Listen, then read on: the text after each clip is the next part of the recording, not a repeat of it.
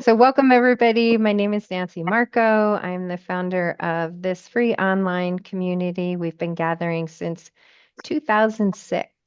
So thanks for being here. Thanks for showing up tonight. To demonstrate your understanding of the Enneagram and the diversity among us, I ask you to please add your desired pronouns to the screen. All right. So Roxanne, who you just heard talking, is joining us from California. Thank goodness, not the fiery part of California. And she is going to share with us two of her passions and her places of expertise. And they are about the Enneagram and Qigong. And before I formally introduce Roxanne and pass the baton over to her, I want to just share a little bit about our community. Thanks for those who know all this for listening to it one more time. But for those that are new, first timers here, um, Connecting You with Yourself does have a YouTube channel. We have recorded events on it. This event is being recorded and we will put it up on the YouTube. We also have two Facebook pages. We have one that's a Connecting You with Yourself and one that's focused on Enneagram. And because of the generosity of Kelly Banaga, we are back on Meetup. We have a collection of events that inspire you to your highest good. Jillian, who is with us tonight, does a book study, and she is working with women who run with the wolves. The next one is on Tuesday. We were just talking about that. Kelly, who is a therapist in Morrison, Colorado, does a relationship support group. It's not therapy, and it's for single people as well as couples. It's conversations using Enneagram and attachment theory to help you awaken to yourself. Melody West does, she's up in the great Northwest. I don't know which state she's in. I think Washington. Does a grief group. And she just reached out to me today. She's going to do one that includes, it's a little different than what she normally does. She's going to do an EFT tapping group for people who are feeling extra stress right now. We had a lovely conversation about numerology and astrology, which is both are telling us that we're in a very good time that's headed towards harmony, union, and peace. And so that reminds me to have faith in mysteries and the unknown. And then yoga is happening Monday, Sunday, Monday, and Wednesdays at 10 a.m. Mountain Time. And then Thursday and Friday, we're going to try Thursdays and Fridays again. And we are focusing on the yamas and the niyamas. Right now, we're on the yamas. Those are the ethical practices within yoga, and we just do a little centering with those. Um, this is our intentional living circle right now. And then the only other thing is Friday. And I was saying earlier, Myriad is going to be featured on the panel that is this Friday on Type 7. Any questions? Oops, any questions about anything that's offered? Everybody's good. Okay. Oh, something in the chat. Things are popping up. The wood snake year, yes, is a yin year. Yes. So much to keep us positive and in our work to be the bringers of light. So, all right. So, Roxanne and I met through our connections with the Enneagram Prism Project. And she reached out to me and shared about her molding of Enneagram and Qigong. I just got so excited because I love how the Enneagram intersects with so many practices and teachings. And so this has just excited me extremely. Roxanne comes to us as an advanced Qigong teacher, and she trained with Lee Holden. I had to look that up. Looks very impressive. And she is also a certified narrative teacher, but she's also trained with somebody I truly admire, which is Marianne Gilbert, who specializes in the somatic Enneagram, bringing the Enneagram in and down, as Helen Palmer would say. So please take time to jot down Roxanne's website. She told me she's just updated it. It looks beautiful. You can write it down or just take a picture of the slide to help you remember. As you all know, or those that don't, we do a centering practice as part of this circle, and Roxanne has generously offered to guide us in that centering as part of her presentation. So thank you so much, Roxanne, for being you, for joining the circle. Do let the attendees know how you want them to share their questions, whether you want them to use the chat or raise their hand or just speak out. And also let me know how I can support you. I'll do my best with my sketchy internet here. But so far it's doing well. And I put a note, do remember, and you already said you have it as a slide, but do remember to mention tonight doesn't just end with tonight. Roxanne has generously offered to do Qigong classes for us. So she'll tell us more about that. Thanks, Roxanne. Thank you. Thanks, Nancy. Gosh, nice introduction. I think what I'd like to do, let's do our centering practice and then kind of introduce myself and jump in. So I thought what I would do is bring like a Taoist centering practice called the Inner Smile practice. It's a self-healing practice and it's a meditation. Is anyone familiar with it? Has anyone done that before? The Inner Smile? No? Oh, good. I love when it's new to everyone. So find first, of course, just find yourself wherever you are in your chair, in your seat, and just start to feel the feet on the floor. You feel the gravitational pull of the earth and start to just kind of settle in to where you're at. And like I said, this is a self-healing practice. So we practice this inner smile towards our organs, right? And it doesn't have to be an outward smile, but it can be. We have 43 muscles in the face. So when we actually activate the muscles, it automatically kind of sets our parasympathetic nervous system in the right direction. But it can be an inner smile, right? And one of the things I love about Taoism is the Taoists are serious about not taking themselves so serious. So this inner smile practice, it might feel kind of silly, like you're asking me to smile at my organs.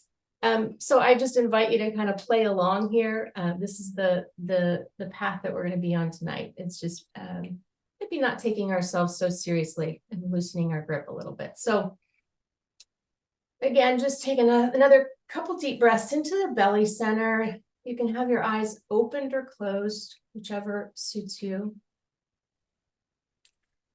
And then as you're feeling the earth cradle you, support you, feeling the gravitational force, you may also feel the head being pulled up towards the sky. And these two polar opposite forces creating this vertical experience for us, right? This connection to something other than just the horizontal.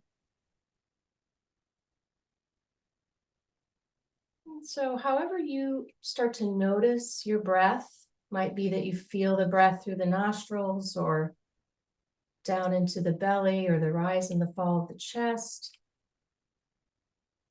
Just connecting to the breath as it comes in and naturally descends into the belly. And then just naturally ascends back up through the three centers and out. And so working with this, what I call this Mona Lisa smile, this feeling of having sunshine right between the eyebrows. Just showering the body with some positive life force energy. We'll start with the heart. And our heart beats 100,000 times a day, and we don't have to think about it at all. So sending some gratitude into the heart for those 100,000 beats. Smiling into the heart center. So again, you can smile externally or make that an inward smile.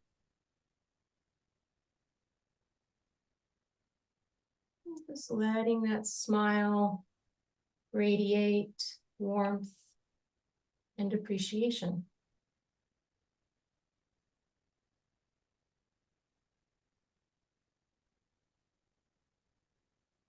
And of course, in the heart center, the virtues of joy, compassion, patience.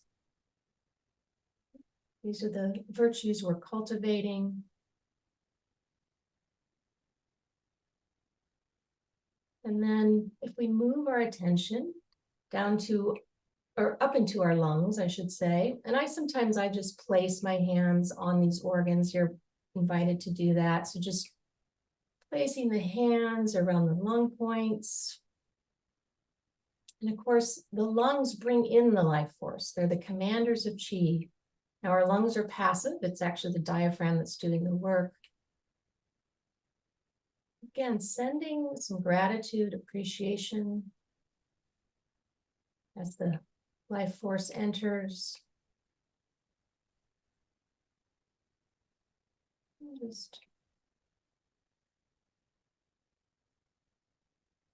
following the breath. And then we'll come down to the liver. The liver's on the right side of the body, towards the belly center.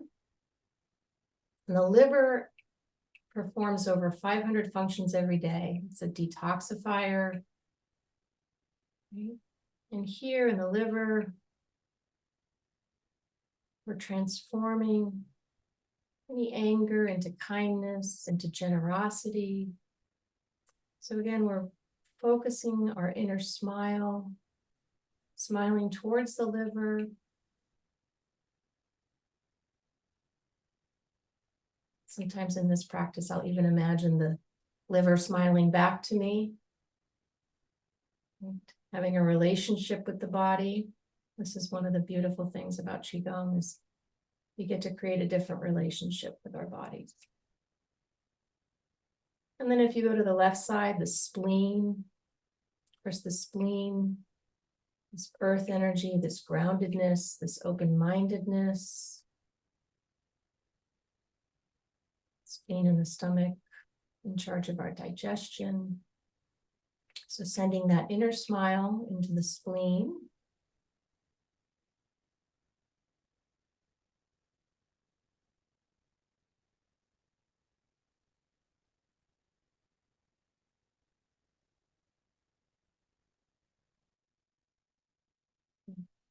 And then lastly, we'll move to the kidneys. Now, if it's uncomfortable for you to place your hands on the kidneys, that's totally fine. They're lower back or lower mid back.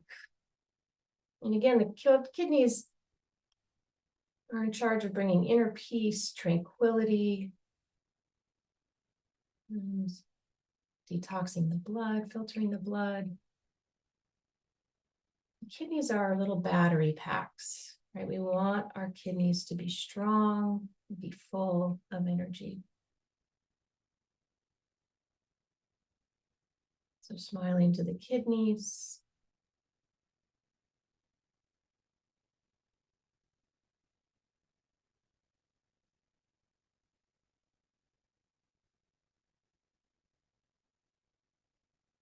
Good.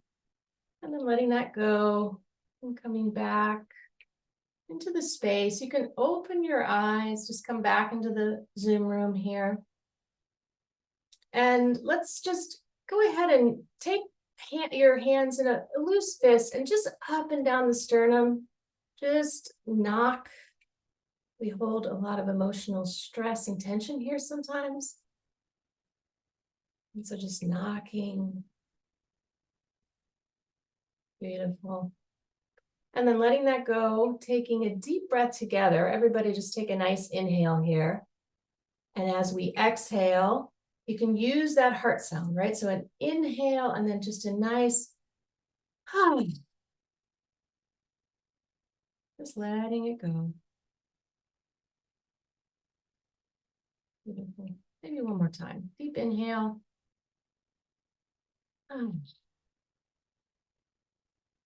Very nice. Beautiful. All right. Thank you. So, Nancy told you a little bit about myself. I have been practicing Qigong for about 11 years with Lee Holden, as she said, and I'm lucky because I live in Santa Cruz and Lee lives in Santa Cruz. And so that's wonderful. I see him like in the forest on his bike, so I get to get little nuggets when I can. And I came to Qigong because I had an injury. I fell 11 years ago, and like we do, right? We get on Google, and I'd done the steroid injections, and I've done, stretching and traction and all sorts of things. And that's how I found Qigong, because I really was trying to alleviate physical pain. And so I find that that's how a lot of students come to me, right? They find themselves in a situation that they're experiencing some physical pain. And then I always talk about the unintended consequences of Qigong, which is you are alleviating some of your physical pain, and then suddenly other things start to shift, right? You feel a little bit more emotionally balanced. You feel you've got a little bit more clarity in the head, and you're like, well, this is interesting. So those are those beautiful unintended consequences. So I've been teaching for about 5 years. And then I've been working with the Enneagram for about 6 years. And as Nancy said, I'm certified in the narrative school. And then just last year was certified in the work with Marianne Gilbert, which now it's like these 3 modalities, right? There's these beautiful wisdom traditions of Qigong and the Enneagram, and then bringing in this somatic piece, what Marianne kind of refers to as the missing piece in the Enneagram, has really just enriched all of it for me. So I feel really grateful to have all of these resources to work with. So I think for me, what's become really clear is that for me, the resistance is creating the suffering for me. Right? It's like the resistance is creating suffering. And whether it's resistance in the mind or in the heart or in the body, that's what I continually kept butting up against. And I want to be clear that the resistance holds a lot of information, and it needs to be included. So I'm not implying that like, oh, there's resistance, we need to get rid of it, right? So a lot of what we're going to talk about tonight is, oh, there's resistance, and how do I notice it and then work with it and include it, as opposed to suppress it or get rid of it or let it out with an angry outburst, whatever that might be.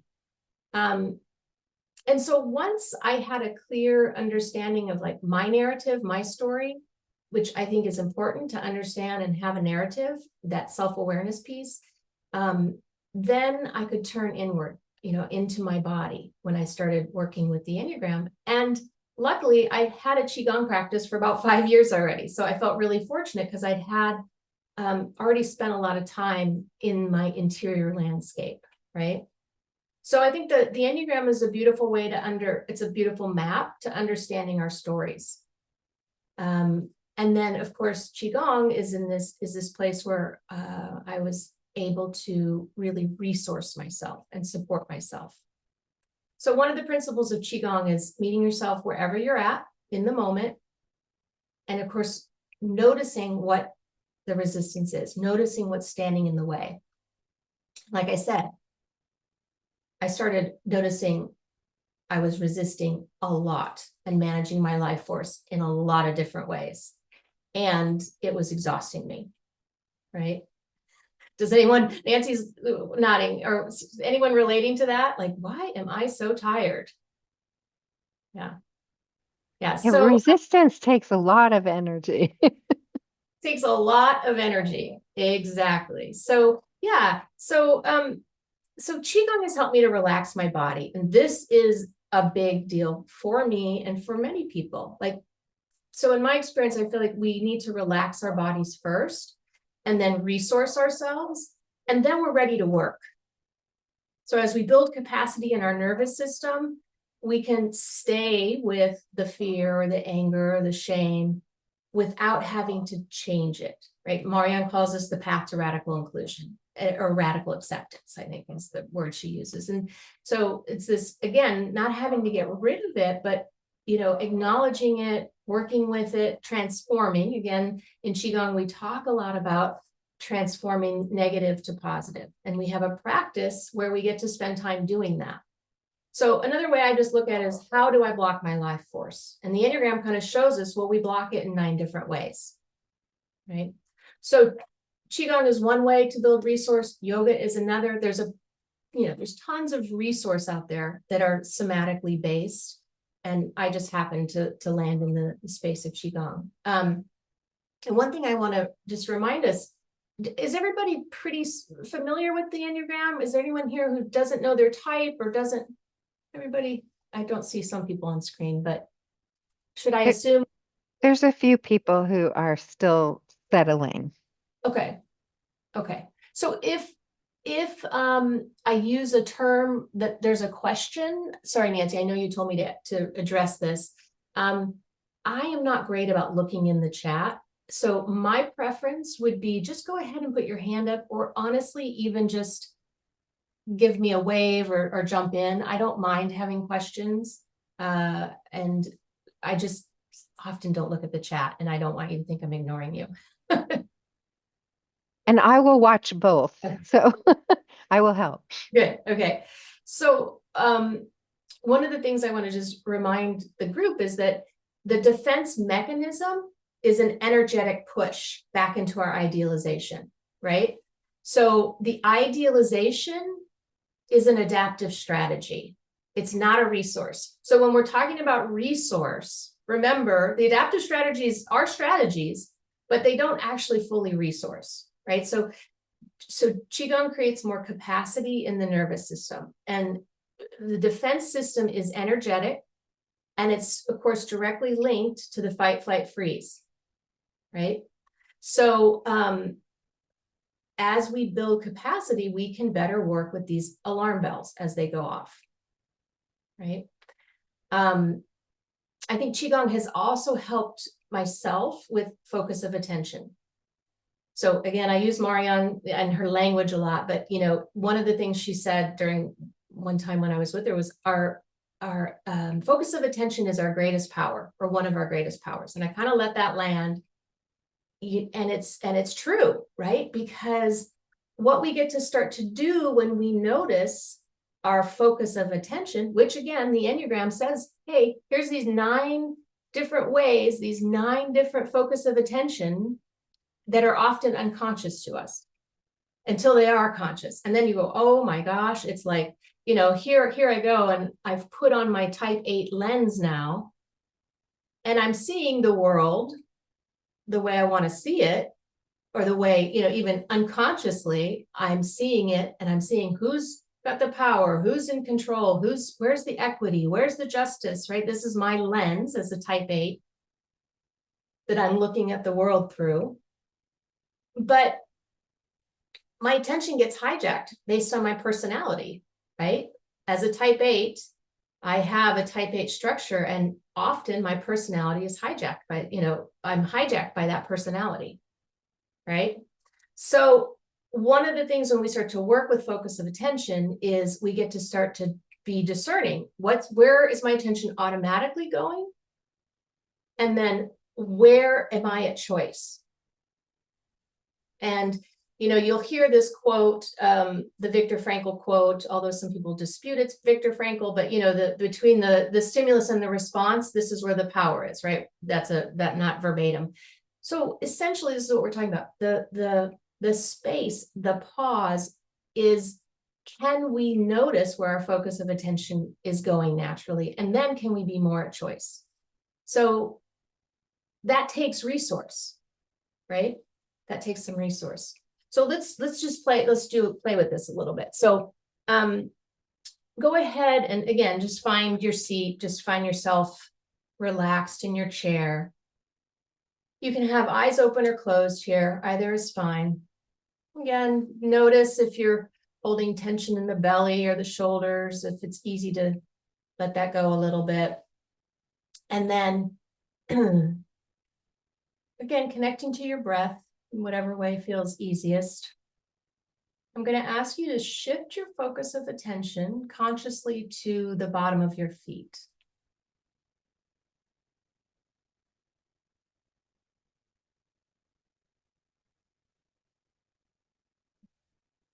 Good. Now go ahead and consciously move that attention up into the knees, holding the balance of the knees, both knees.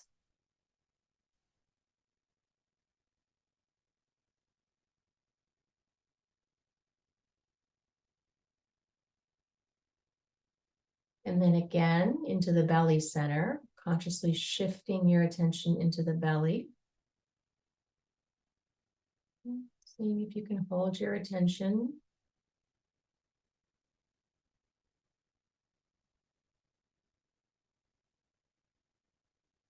Good. Now I'm going to ask you to do a little bit of a ninja move here. So holding your attention in your belly, go ahead and open your eyes. And without leaving your belly center, staying in the belly center, also splitting attention to the group. So I'm in my belly center and I'm with the group.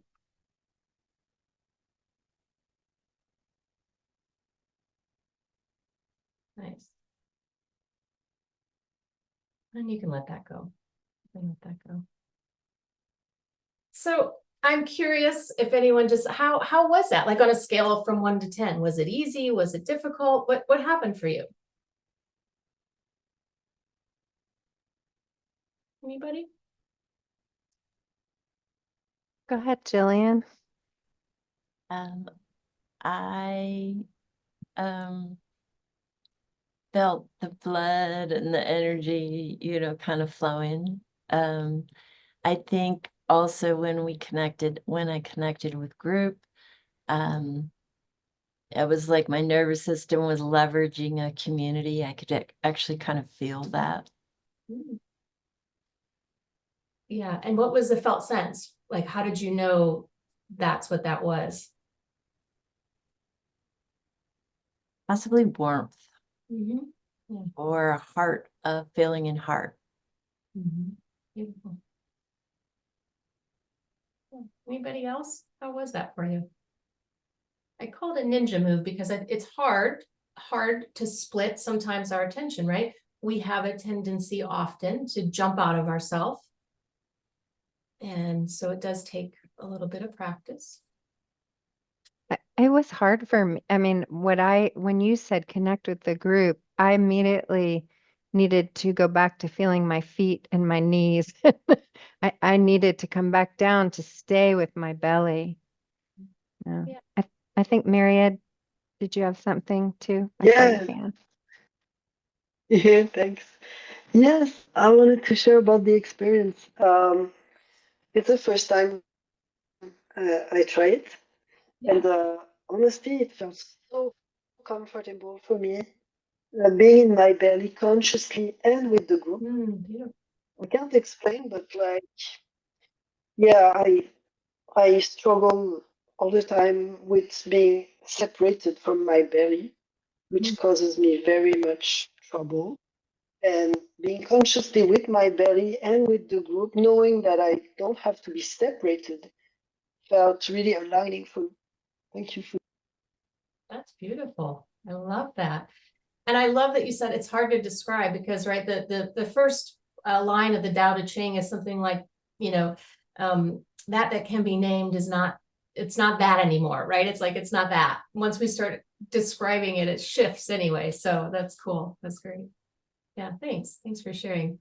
And Nancy, again, like that, you can feel like your personality gets hijacked, you know, that it's trying to hijack you, right? Like, Right. what's Right. happening in the group, right? Yeah. Yeah. Val wants to share too. Go ahead, Val. So I have been meditator for over 40 years and studied Enneagram probably at least 30 years ago, and have been doing Qigong probably that long as well. So focusing on my breath is easy and present and happy and not a challenge.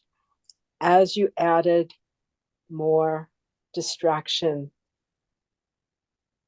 of the group, because I really hadn't looked at the group, I noticed I was annoyed that there weren't people and were just names. But mostly, anytime I'm focusing on my breath, I'm connected. I'm in a good place. So I just guess I wanted to share that. Yeah, that's boy, maybe you should be on my side. 30 years as an Enneagram and Qigong practitioner. That's beautiful. I love it. Well, that's why I was telling Nancy, how could I not come? Yeah.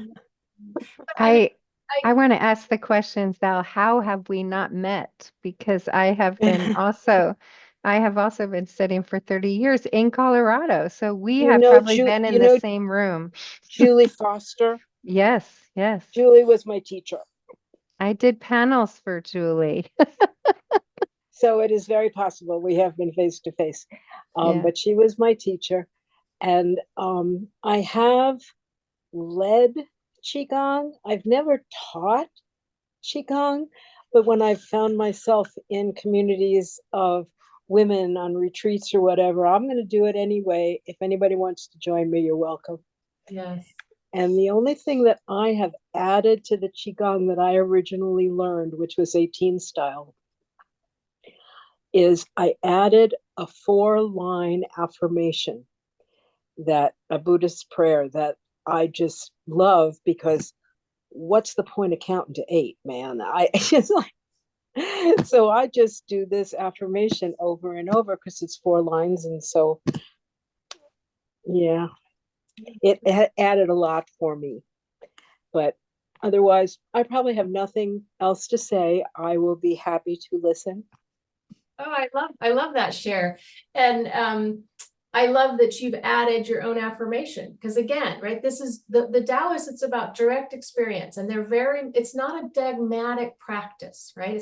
They're not dogmatic. It's like, take what take what makes sense, right? And the rest, okay, it's okay, right? And this is all about the direct experience. Like Miriam's like, I can't really explain it. It's like, that's great, but you have a felt sense of the experience now that you can come back to. So cool. Okay. So let me share my screen. Let me see. All right. And there we go. Oh, where'd everybody go? Lost you all. Okay. Can you see my screen? Yes. Yes. Okay, good. We're off to a wonderful start then. Let me come down here. All right. Okay. So I thought it might be helpful just to kind of talk about a little bit about where we're headed. Of course, intention is one of the foundational pillars of Qigong. So I like to just take a few minutes just to talk about that. So takeaways tonight, we're going to talk really basic principles around Qigong. Okay. I'm going to invite you to play with the paradox. We know the Enneagram has a lot of paradox. Qigong has a lot of paradox. So just, again, play with that a little bit, right? I mean, one of the things I remember when I realized with the Enneagram, like, oh, the thing that I think other people deserve the most, I actually don't give to myself. Wow, right? So when these moments come through for us, and that's what's so beautiful about the Enneagram map, is it keeps pointing us in the direction of these things, right? It's like a shortcut. It saves us a lot of time, really. So play with the paradox, experience the emerging present moment, right? We just kind of did that a little bit. and then just see how this lands. Like, I'm really curious if it's landing, if these two modalities feel like they're working together. This is my own passion, and so I'm really looking for feedback from you all. What I would say is meet yourself where you're at. So if you don't want to be on camera right now, or when we're doing Qigong, that's okay, but I encourage you to come on this online. Test it out. I talked about that a little bit. And then I just mentioned these 3 pillars of Qigong: breath, intention, and movement. So these are the real foundational pillars, very much like yoga, I would imagine. Those feel like pillars of I don't know, Nancy, what are the pillars of yoga? Breath, intention. Sure. Yes. Yes. And more. So yes, Yeah. there's the 8. Yeah. Mhm. Okay. All right. So let's talk a little bit. What is Qigong? All right. So Qigong is one of the 5 branches of medicine. Okay. So we've got acupuncture, we've got massage, we have Qigong, and we've got basically healthy food and herbs. Those are the 5 branches of Chinese medicine, right? And the Chinese have a saying, which I love, which is don't dig your well while you're dying of thirst, right? So Qigong is a preventative healthcare practice, right? A little different sometimes than in the West, where sometimes we wait to get sick and then we try and do something about it. So it's a 4,000-year-old practice. And the latest I read was that 80 million people every day are practicing Qigong, which is amazing to me. It's grown immensely over the last 11 years as I've been practicing. So in Qigong, we talk about the mind, the emotions, and the body. They're all the same energy, right? It's like there's a meditation from ice to water, from water to vapor. Right? So from the form to the formlessness. The formed, the physical, what are we putting out in the world, right? The emotions, you can think of that as like the water, and the vapor is the mind, right? The mind energy, but it's all the same energy. So Qigong is the art of energy cultivation.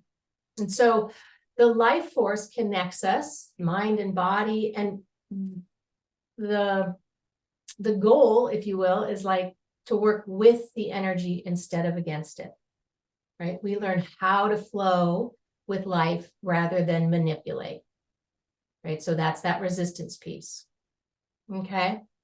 So often I hear things like, Qi, I don't know what you're talking about. What life force? I can't see that. And that's true. You can't see Qi. We kind of refer to it as like an animating force. Right? So if you think about the wind, you look outside, you see the trees blowing, right? The wind is the Qi, right? That's the animating force. Or like right now, I'm running my dishwasher, right? I've got my dishwasher going, and I've got my lights on here, and of course we're all on Zoom, right? But that's all energy, right? It's like the foundation. We need that energy. Otherwise, what's going to happen? Our dishwasher's going to die. Our lights are going to go out, right? So it's the same. It's kind of like our bioenergetic field. If the lights go out, our organs shut down. So it's an important, even though you can't see it, right? I'm asking you to believe this is in this moment. Okay, so you can do this actually. You don't even have to take that leap of faith. Go ahead, curl your fingers just like this. You'll see me. And then just go ahead and rub your fingernails together vigorously.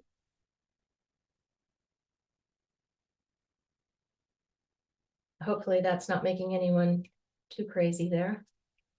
Good. And then just let that go. And now just feel your hands. Right? That's your life force. That's your life force. That buzzing and tingling. Val mentioned, I think feeling warmth. Oh no, it was Jillian. Jillian felt warmth. Like, those are expanse, the expansiveness, the buzzing, the tingling, the warmth, that's life force. Okay. So standing and breathing is the quickest way to connect with our energy. Okay.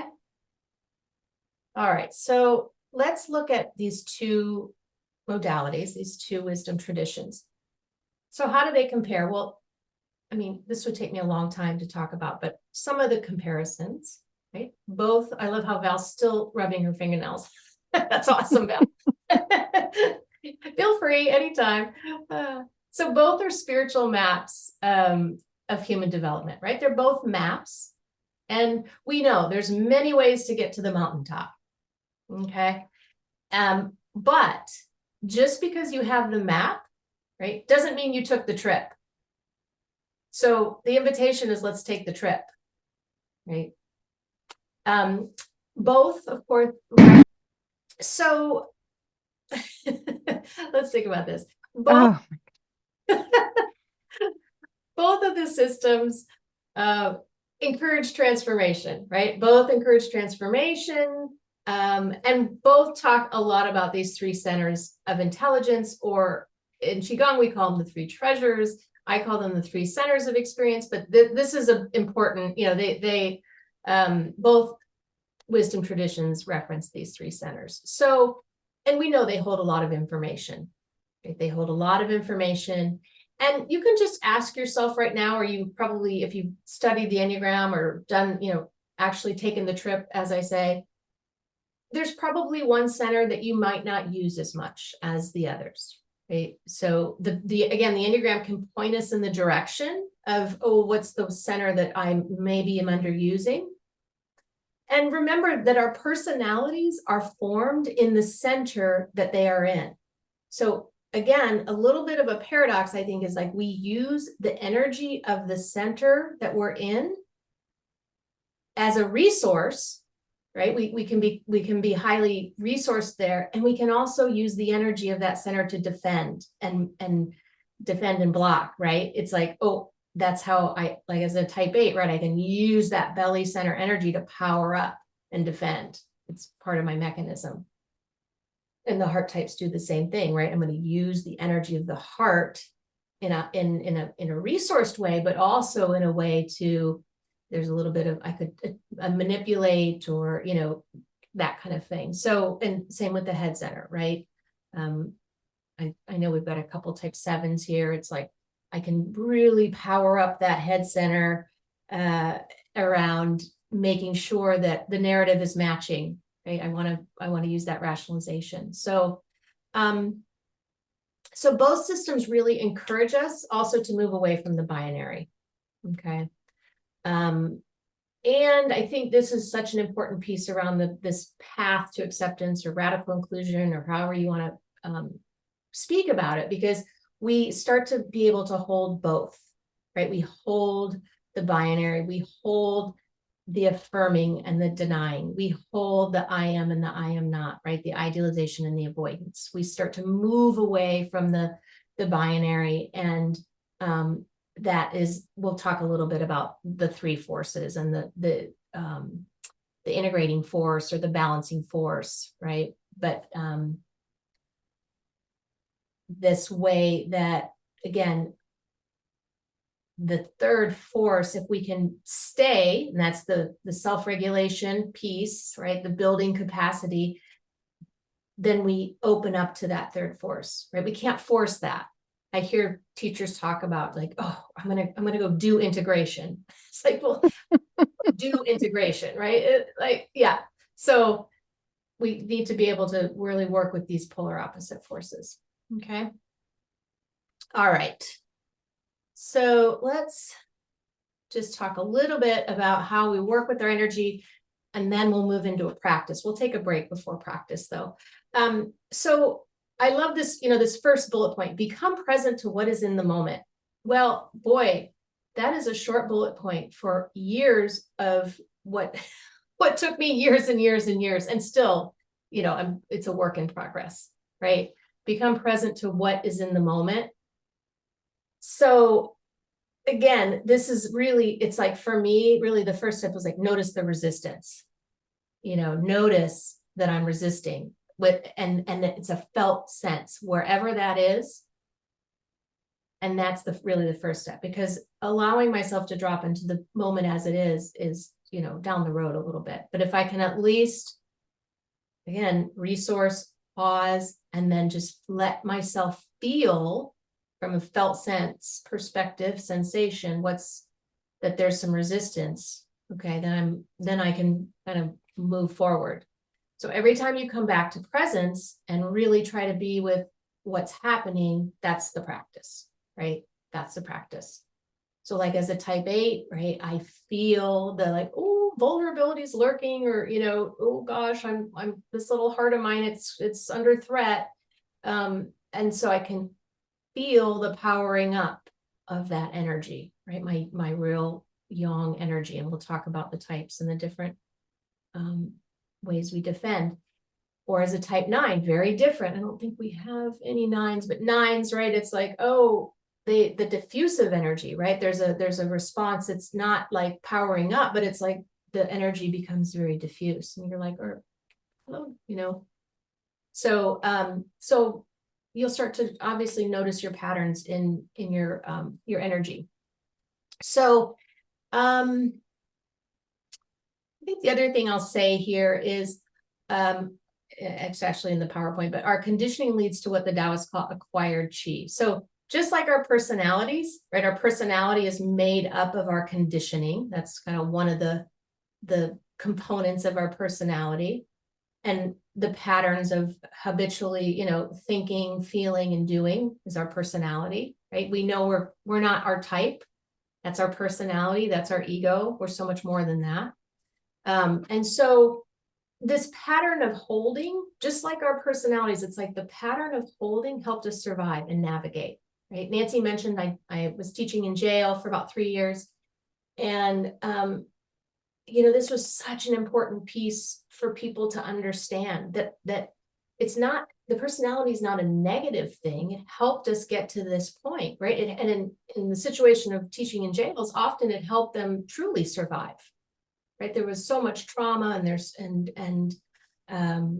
so much violence in their lives, and so really understanding that like the adaptive strategies helped us survive. It's the same with the holding patterns, right? Or the acquired chi. It's just a habitual way of holding. And again, a lot of us get to a point where we go, okay, well, it's good enough, but it feels like there's more to life, right? It feels like something else can open up. And so this no resistance piece keeps, it keeps popping up for me, right? Again, the Taoists have a saying that's like, do less, accomplish more. And I remember the first time I heard that, I just thought, what? Again, another paradox, right? But it's like, do less, accomplish more. No, my person, that is not me. As a type 8, no, that seems all wrong. So again, this is where Qigong has really, really helped me. I see Myriad's laughing as a type 7. So yes, yeah. Okay, so where are we at? 7 o'clock, beautiful. I want to take a 5-minute break just to give people a chance to go to the restroom if they want to change. We're going to do some movement. We're going to do some Qigong, obviously. And I want to give you 5 minutes just to run to the restroom and get water or whatever you may need. Move, you can move your chair.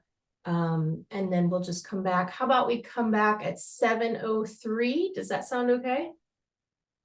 Yeah, so 3 after the hour, if you're in a different time zone. Thank you very much. Yes. And be ready to stand up and have a little movement. And hopefully, I know Gina is at work, so she's going to do what she can, but the others, if you can come on. Helen has some connectivity issues, so she might not come on, but I'll see you at 3 minutes after. All right. Thank you. I'm going to pause us, Nancy. Thanks. We'll pick up the recording from here. So that's okay. The practice is private. The practice is private. So Qigong. Yeah, they'll have to come and practice with you another day. Qigong is kind of like the umbrella. So Tai Chi is like the martial arts part of Qigong. And so you see a lot of Tai Chi, like here I'm in Santa Cruz. So if I don't see it here as much, but if you go to San Francisco, you'll see people in the park. And those are usually they're moving through the Tai Chi series. Yeah.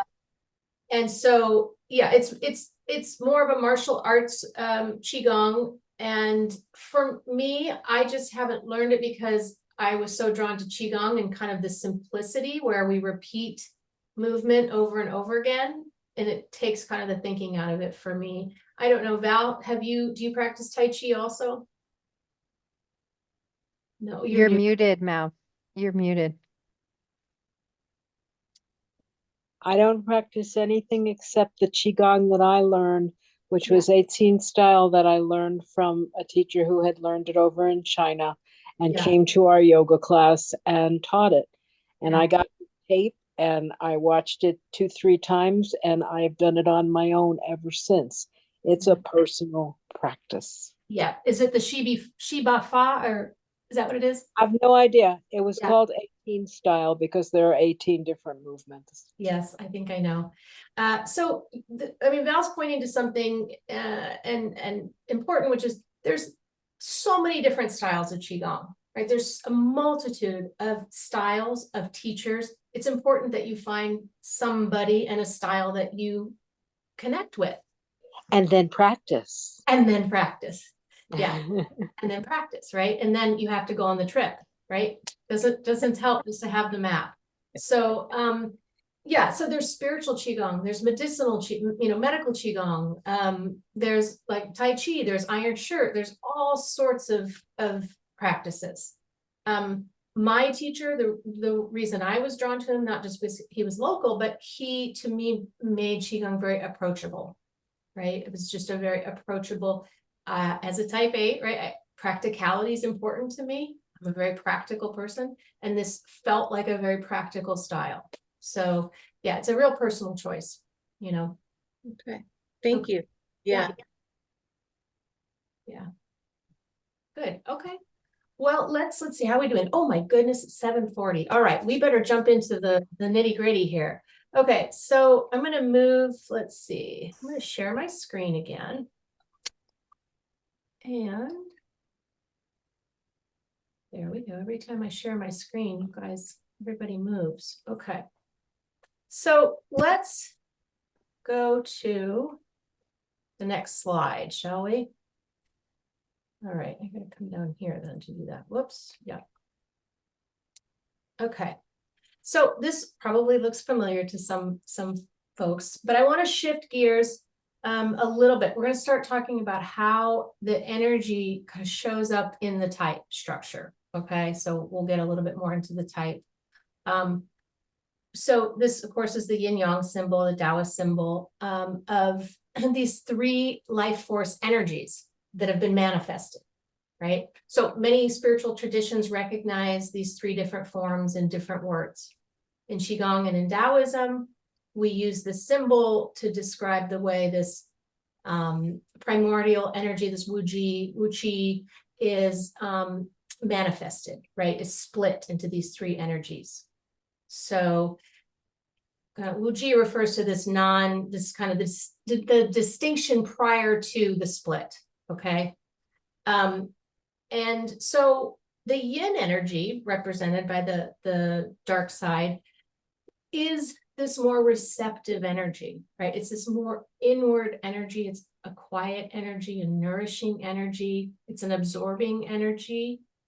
If you're thinking about like an oil lamp, it's the oil in the lamp, right? And then the yang energy, it's more active. So it's more expansive, it's rises, it's changing, it's creating, destroying, it's the fire in the lamp. Okay. But it's not more powerful than the yin energy. Right.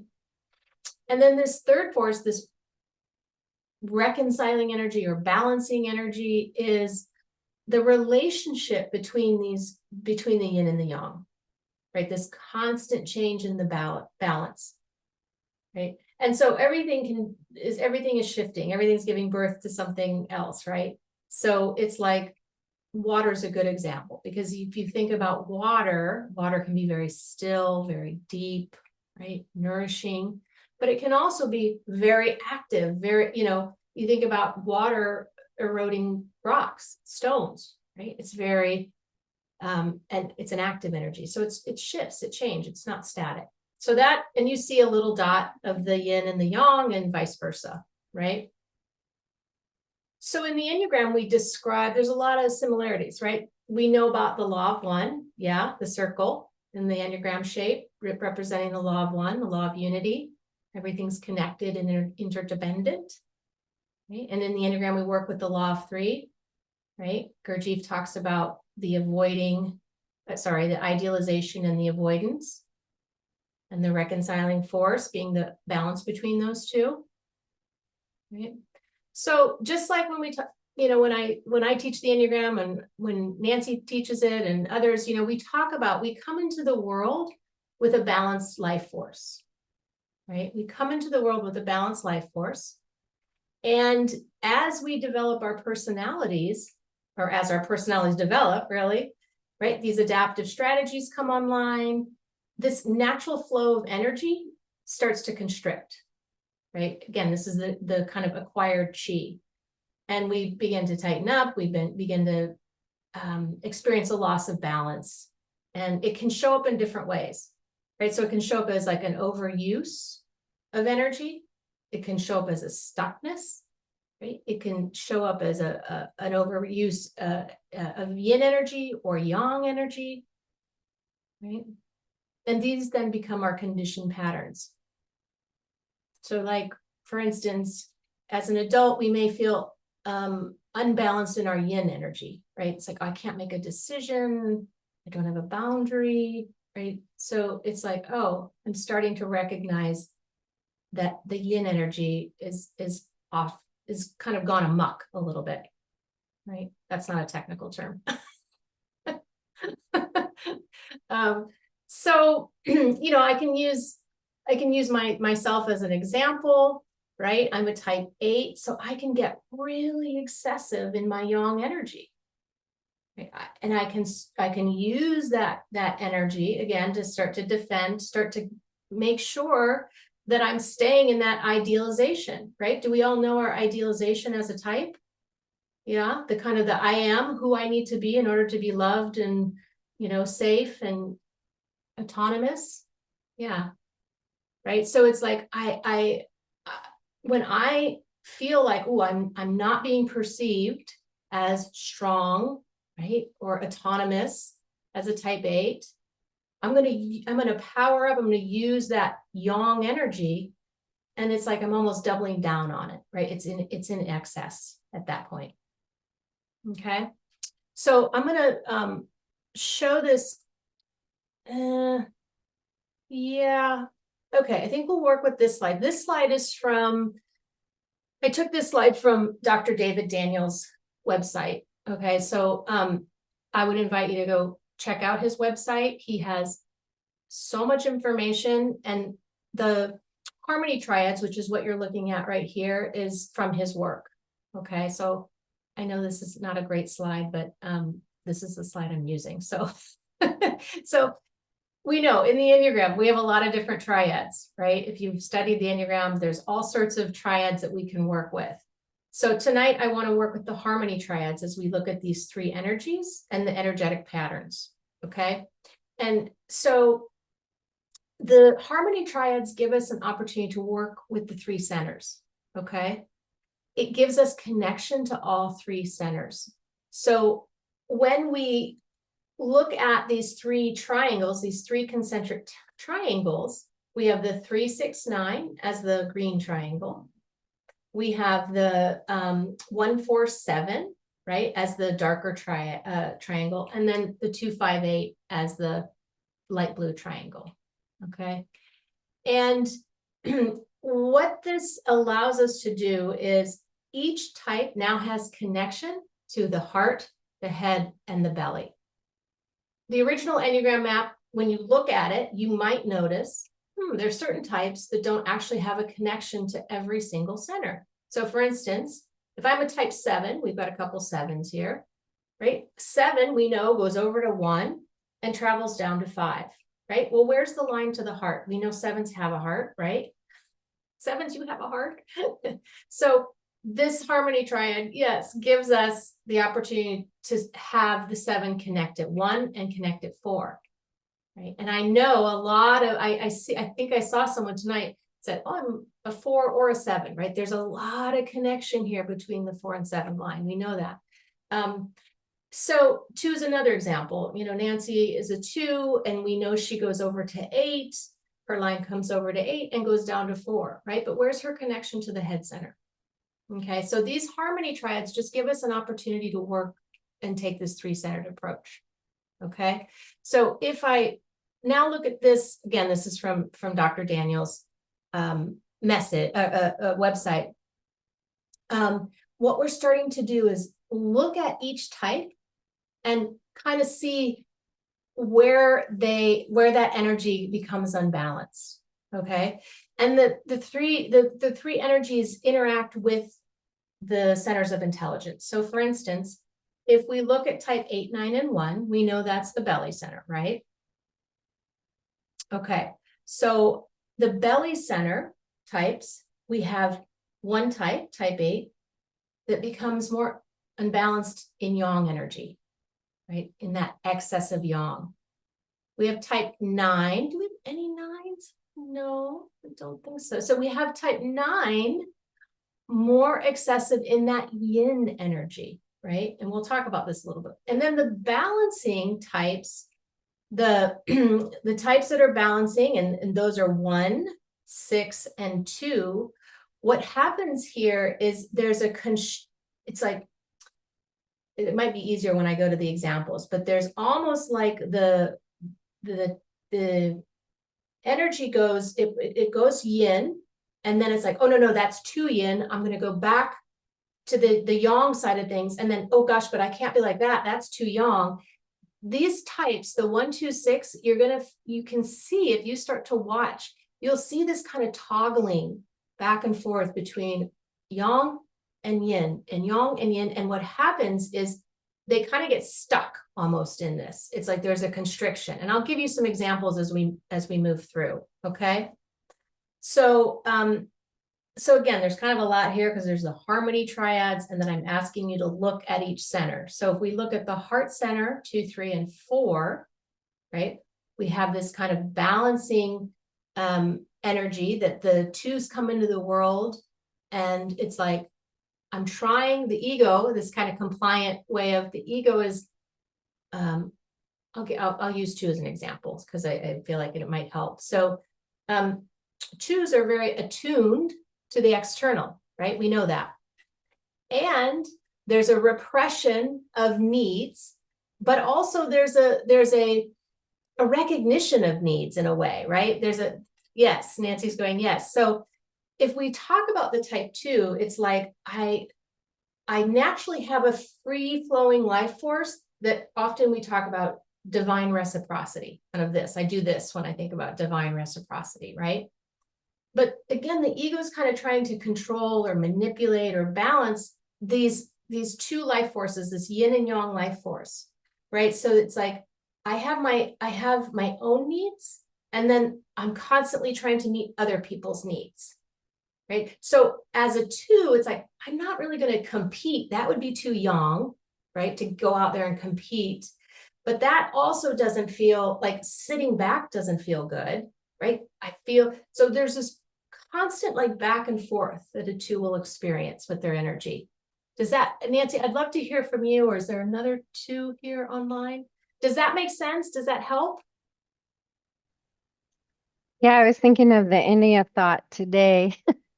Oh, yeah. It was about when we fall into what was the word they used? But it makes me think of when I go to a place, I just expect to get that parking spot up front.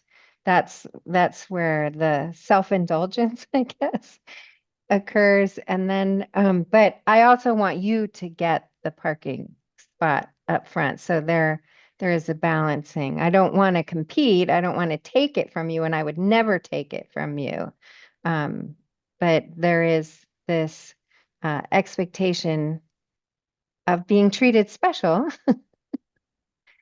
but I also want to treat you special. So there is it's a balancing. Yeah. When it's good, it's a balancing. Do you want to add anything, Val? It's valid too. Okay. Oh, good. I see. Yeah. Oh, you're muted. You're muted. It's okay. I have nothing to say. So our nervous system is like, again, our bodies want to they want to heal, right? So it's like our nervous system wants to rebalance, and it's our type structure that's blocking this, right? Our type structure is hijacking that. So I'm just suggesting this is like another way to kind of work at the rebalancing, right? Looking at it through Dr. Daniel's, harmony triads, and then how are we energetically kind of conditioned, right? So we'll kind of go through, let's maybe start with the 3-6-9. So if we think about the threes, of course, we look at the avoidance, and the avoidance is around failure, right? Value failure is usually how you see it. So it's like the failure, if I'm a 3 and I'm getting a whiff of failure, then I'm going to expand my yang energy, right? I'm going to really double down on that doing. I'm going to make sure that I'm successful. I'm going to, bring a lot of energy to the space, right? We see this in threes where the yang energy is expanding, right? So it's important when we work with the Enneagram that we understand our avoidance, and we understand the idealization, and we know a little bit about our passion, right? This place of energetically either expanding or contracting, right? And so this is just another way we can say, as a type 3, wow, I can feel my energy being expansive. I can feel I've now become this kind of human production machine, right? These are all the wake-up calls. And I'm just inviting you into a more felt sense experience rather than thinking about it or trying to then, our egos are so savvy. It's like, or create the narrative, right? Drop into the narrative, which then kind of locks in the ego, right? Because I think to know our type is one thing, and then to feel our type is something different, because there's a lot, we can know the Enneagram, but to feel our type really take hold, I think is something different. So if we go to 6, I'll keep going because I know we're running close to time here. So if we go to 6 again is one of these balancing types. I can use my husband as an example. I see him doing this toggling, right? So he comes home and he's aggravated because his boss has asked him to do a presentation. Let's just use that as an example. So there's this way that he'll comply, right? Because he doesn't want to push back and threaten the relationship with the boss, right? So there's a compliance piece. He can feel the fear come up, right? And then it's like, okay, I'm going to go to that other side, that yang side of things, and I'm going to become super hyper vigilant, right? I'm going to really rev up the energy around the hypervigilance, right? And so there's this kind of way of moving back and forth. And then what happens is he kind of gets stuck, and it becomes a real narrow focus on essentially like, where's what's trustworthy, and who's trustworthy, right? 9s, I think, are a little bit easier. I think these balancing types are maybe a little harder, but as you start to play with it, of course, the invitations to start to play a little bit, you'll see it. 9s, right? This habit of merging with others, this idea of like having no boundaries, you'll see the inertia start to set in a little bit, right? And this type 9 starts to merge right? There's a fear of separation for our type 9s. And there's this numbing that sets in, right? It's like, oh, everybody else has the energy. I don't have, like, my life force is now gone in a way, right? It's just going to sleep to ourselves. So the yin energy is in excess, right? The inertia is in excess. And you'll see that in the 9s, the 5s, and the 4s in different ways. I'll talk about it. Okay, so let's go to 5, because the 2, 5, 8 triad I'd like to talk about next. And we talked a little bit about 2s, right? 5s, do we have any 5s? No, no 5s. 5s, you know, a good example is like you get invited to a party and a 5 will tell you, oh, my initial kind of reaction is, oh, that's going to take a lot of energy, right? Because the 5s know, they know how much energy they can kind of expend during the day. So again, recognizing like, oh, it's going to take a lot of young energy, and that makes me uncomfortable. And so I'm going to decline that invitation, right? I'm going to conserve my energy. And there's this defensive reaction to withdraw, right? Keeping up the boundaries, that kind of thing. So it's an excess of yin, right? They go inside, up into the head often. And then 8s are the opposite, right? I've been flailing my hands all night, right? I mean, it's the yang energy. So it's like, again, as a type 8, energetically, I'm moving outward. I'm more oriented out this way, right? And again, if I feel under threat, if I feel the vulnerability coming up, I'm going to really rev up so I can defend and block and move away, right? And this constant, what I call pushing the river, constant pushing the river, right? So, but I can feel that in myself, and I know I'm onto myself now, right? And then if we look at the 1, 4, 7s, let's see, I know we got a couple 7s here and maybe a 4. I thought I saw 4 earlier. So 1, 4, 7s, interesting. I think because the type 1s are a body type, they're in the body center. They often can feel this in a real visceral way, this push and pull, like this balancing act, right? Again, there's a Taoist saying, the perfect path is effortless. The perfect path is effortless. Usually when I have a type 1, they're like, what? That doesn't sound right, right? It's like, I've got to effort in order to get on the perfect path. So this push and pull is interesting. So again, I think 1s are really interesting because the avoidance and the passion are like the same thing, right? You've got the direct anger is the avoidance and the passion is anger. So wow, double whammy for our 1s, right? And so again, there's this way of like the push pull in a 1 is like the anger comes up and that's feeling too yang, right? A lot of times the 1s will talk about here's where the constriction is, you know, like it's coming up.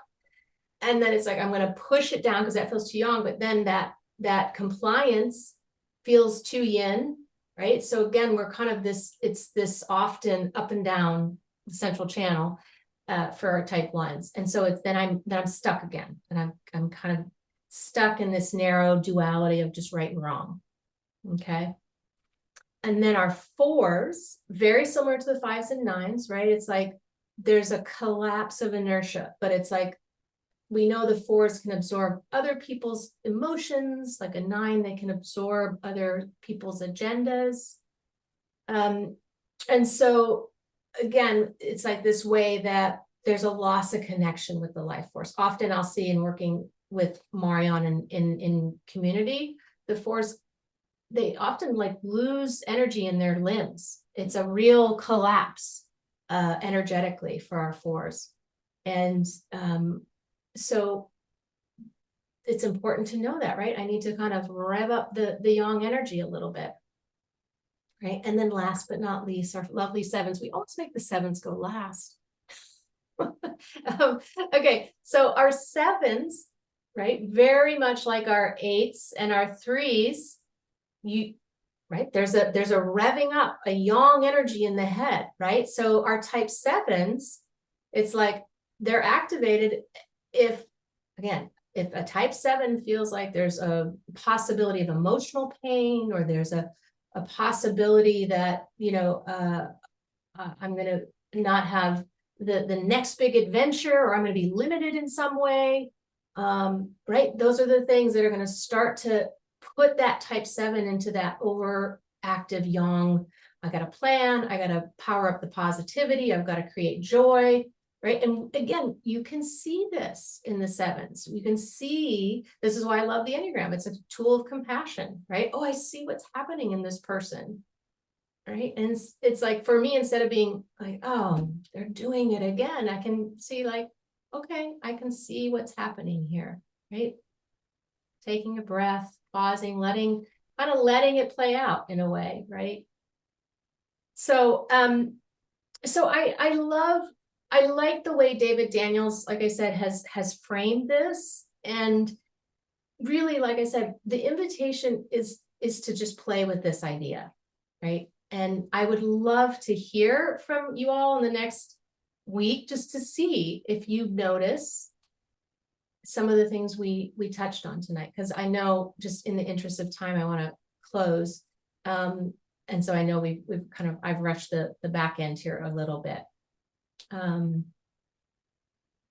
think that might be a good place to stop this. And then I just want to make sure we know when our classes are. Any questions before I move forward?